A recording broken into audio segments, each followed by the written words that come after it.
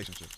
Intimately dating or just messing around as vibes. They are a healthy but stressful topic. As we navigate through this life as men, we yearn for the touch of a sweet, sweet woman. Unfortunately, a few of y'all's relationships won't exceed a palm and 5 fingers. But for the rest of us, sometimes our minds can be so jaded by beauty, fear, or even circumstances, we don't know when to call it quits. So with that being said, allow me to present to you signs you need to move on. First, she has a male best friend. The tale of the male best friend is short and sweet. She got sad or mad enough, and he got to now obviously this isn't true across the board, but me personally, my girl is not allowed to have no male best friend. None. Take this from a former male best friend. I was one of the good ones. I didn't jump at every opportunity. I wasn't trying to home wreck, but I most definitely waited in the shadows, just watching and being a listening ear, knowing that one day my time will come. One thing that girls don't understand is that most of the time their male friends is trying to hit. They might not be actively trying to, but if she called and said I'm pulling up butt naked, he gonna do it to her. And you go to your girl and express on his way. Like how she's kicking it with bro, and she start trying to make you feel insecure about it, talking about why are you tripping? He's not worried about me. I don't know what you got going on. It's a matter of time till you're sitting down in the shower. Too much heartbreak to stand up. Shower water in your face accompanied with tears. When I was the male best friend, I was more so her friend more than she was mine. Her and I were cool before the relationship she had just got in, and every now and then she would tell me about it, but I was never expressing certain things to her though. She was in her second year of college, paid for the basketball team there, and I was just starting my first semester. So every now and then after a class, we might kick it, some food, just chop it up. She would mention some of the turmoil her and her man were going through. I'll give her advice, but I wasn't like a dirty Mac type of best friend.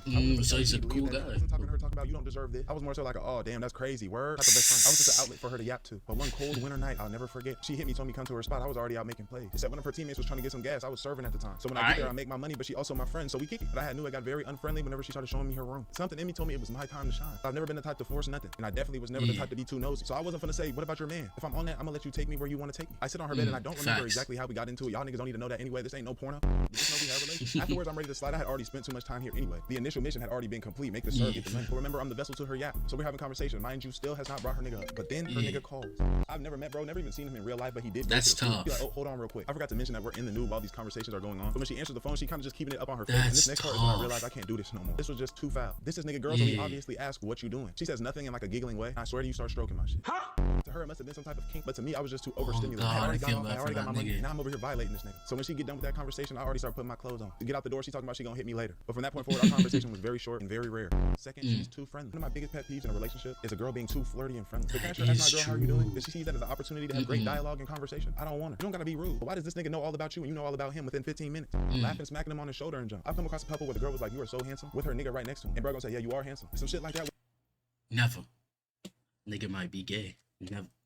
There's nothing wrong with being gay.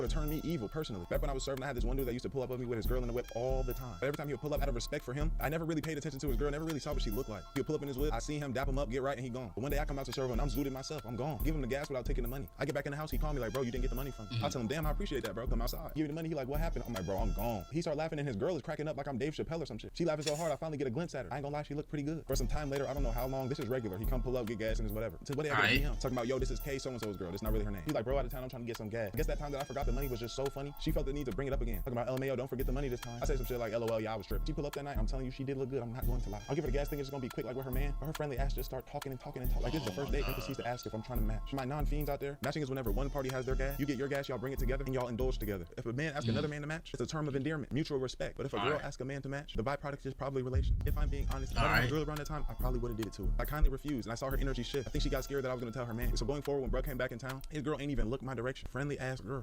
Third, she's too freaked out. In my video types of women to avoid, I mentioned the freak. A freak that comes from a different dimension. Type of freak that loves penetration more than they love themselves.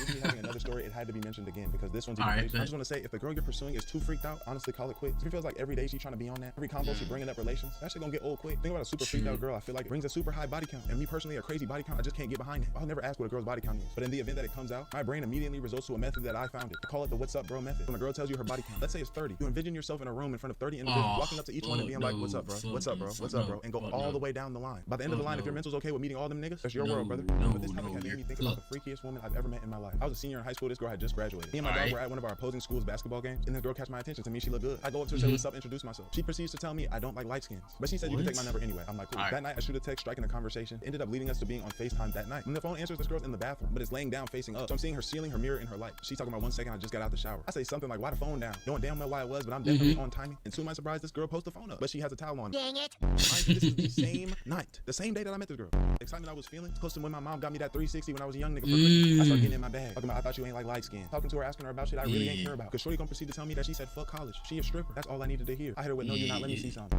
And with those words, I went on the same girl that said she didn't like light skin. Acting like she wasn't feeling me at the gym. Was on everything I loved, twerking on camera. But one thing about me, I'm a big overthinker. It's a true blessing and a curse. Remember, I met this girl this night. And she's twerking on camera in her bathroom. If I take her down, what are the odds that my willy gets burnt? What are the odds she has crazier shit than me? But to be honest, I push that shit to the back of my mind quick. But then this shit gets too far. Gets in the bed in the middle of our conversation, starts moaning. I keep quiet, she keep moaning. I'm trying my best not to be vulgar as shit because I don't like that. But she's saying things talking about you like that, whatever. I'm leaning into it. I'm like, yeah. Then she puts the phone down to her area so I can hear the noises. All in the same day I met her.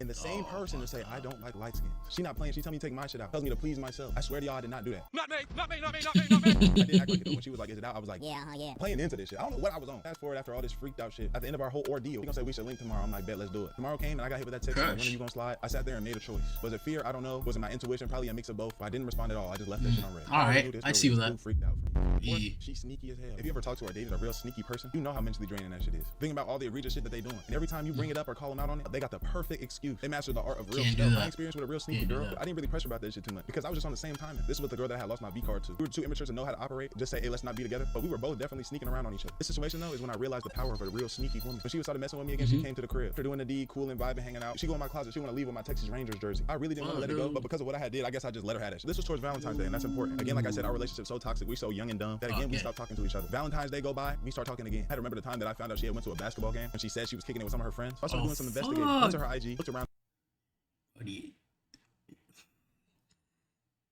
You know damn well. Okay.